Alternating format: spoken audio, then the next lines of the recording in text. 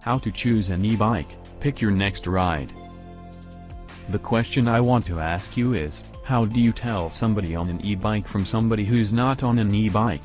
You can't, because the audience is exactly the same.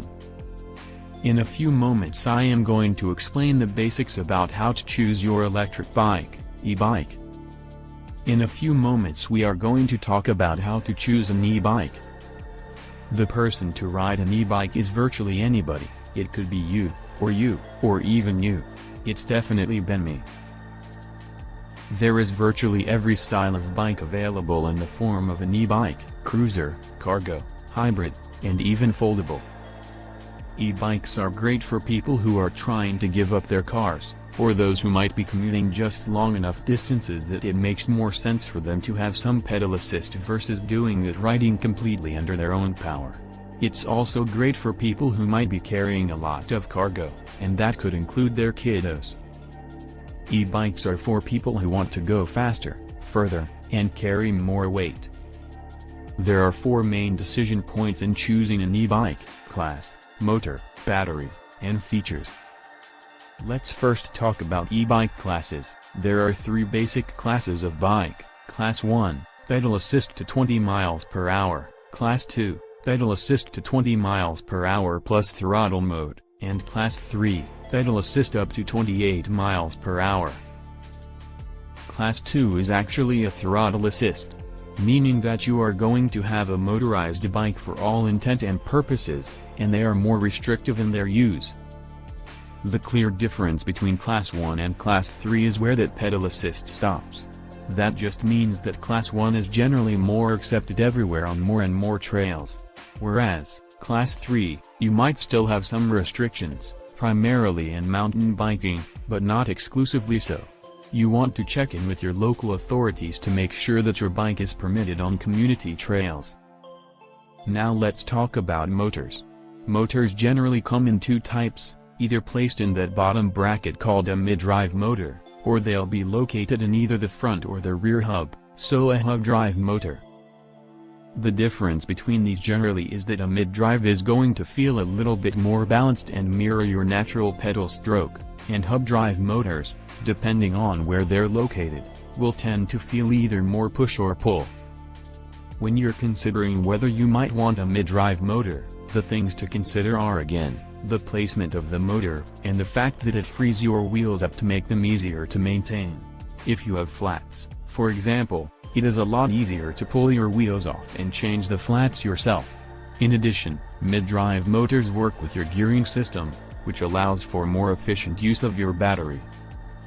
The other 2 major considerations in what a motor does for an e-bike are torque and wattage. Torque is the force that helps move that bike forward, and the wattage is the amount of electricity or power that's required to move that bike. Wattage speaks to how quickly the battery will drain. Typically an e-bike that you're going to purchase in most bike stores is either going to have 250 watts, or 500 watts. And, in some cases you might find 750 watts. Everything is a trade-off. The trade-off will be whether you want more battery life or more power. And typically, you're going to concede one or the other, depending on how you're pedaling, and what type of terrain you're on. Let's talk about the differences between lower wattage, lower torque, and higher wattage, higher torque, and whether one or the other might be more useful to your riding style. When we are talking lower torque, lower wattage, the bike typically will be more efficient, and you might be doing a little bit more of that work on your own with just light pedal assist. The upside of this is longer range. You might want higher wattage, higher torque as if you're looking for that workhorse of a bike. If you need the bike to provide more power under load, and you might be carrying more load, so you need bigger power and you might need less range. It's also great for a very hilly terrain, the very terrain where that extra power is super useful.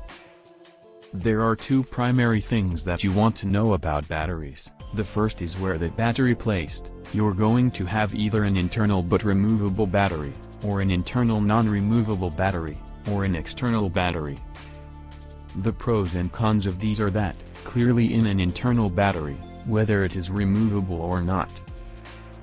An internal battery makes for cleaner lines on the bike, and makes everything look and feel a little bit more like a regular bike.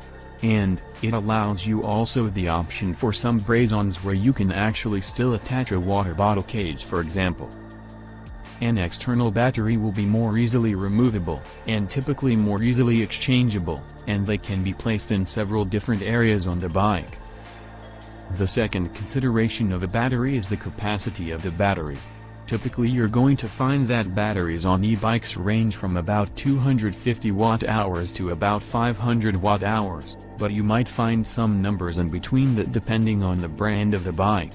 The wattage rating just reflects the battery capacity. The question that everybody asks when they are looking at e-bikes is, how far will this bike take me? The easiest, simplest way to answer that is, it depends on how much pedal assist you're using. The more pedal assist you use, the lower the range. The less pedal assistance you use, the longer the range.